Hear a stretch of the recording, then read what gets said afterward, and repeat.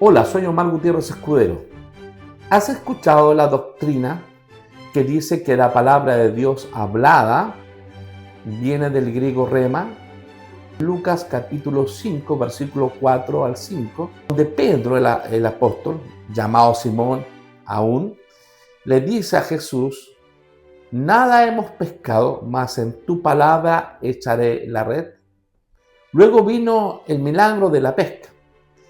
Entonces dicen que la palabra rema es una palabra específica, direccional, milagrosa de poder.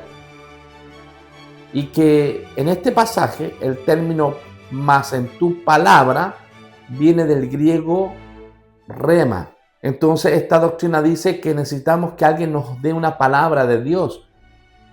Existe lo escrito, que es la palabra de Dios escrita, y la palabra hablada de Dios, que es la palabra rema. Y que cuando en la Biblia se habla de palabra escrita, viene del griego logos, y cuando se habla de palabra hablada de Dios, viene del griego rema. Y que esta última es una palabra más poderosa y específica, el rema de Dios, que el logos de Dios. Decir que la palabra rema es una palabra diferente al logo, que es más importante, porque es una palabra de Dios específica, para ti o para mí es un error. Y hoy te quiero mostrar, ¿verdad?, que eso es un tremendo error, porque en la Biblia no se hace distingo alguno acerca de la palabra escrita o de la palabra hablada. Son la misma cosa. No es algo diferente la palabra hablada que la palabra escrita.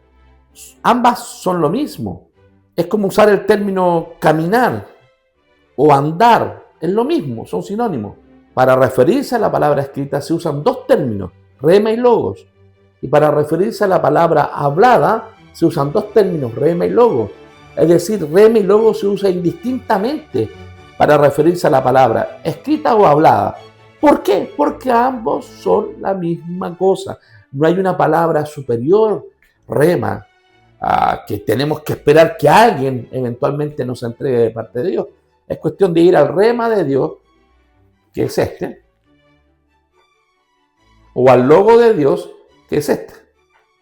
Y cuando alguien habla la palabra, esa palabra es rema y es logos, igual, porque es la palabra de Dios.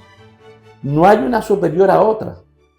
Esto se da en el neopentecostalismo para exacerbar la importancia de una persona que habla de parte de Dios y para, de alguna manera, justificar el que la gente no lea el rema de Dios todos los días o la palabra, el logo de Dios.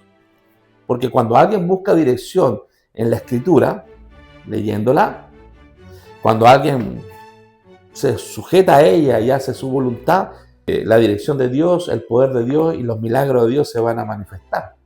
Ahora quiero hablar de algunos términos para que esto sea más claro. Efesios capítulo 6, 17, que habla de la espada del Espíritu, se está refiriendo a la Escritura indudablemente. Pero cuando uno va al griego, el término para referirse a palabra de Dios es rema. Es decir, la espada del Espíritu, que es las Escrituras, esto es el rema de Dios. Y primera de Pedro 1:25, donde se dice que la palabra del Señor permanece para siempre, y indudablemente se está refiriendo a la palabra escrita. El griego que se traduce palabra es rema. El rema de Dios permanece para siempre. Estamos hablando de la palabra escrita. Mateo 4:4, que se refiere a la Escritura, que no solo de pan vivirá el hombre, sino de toda palabra que sale de la boca de Dios. Y todos sabemos que se refiere a la Escritura, a lo que está escrito. Pues ahí la palabra griega para traducirse palabra de Dios es rema. Ahora vamos a ver tres versículos que se refieren a la palabra hablada y que el término es logos. Mateo 7:24, Jesús dice que quien oye mis palabras, él está hablando en ese momento, y las pone en práctica es sabio. Y ahí el término palabra no es rema, sino logos.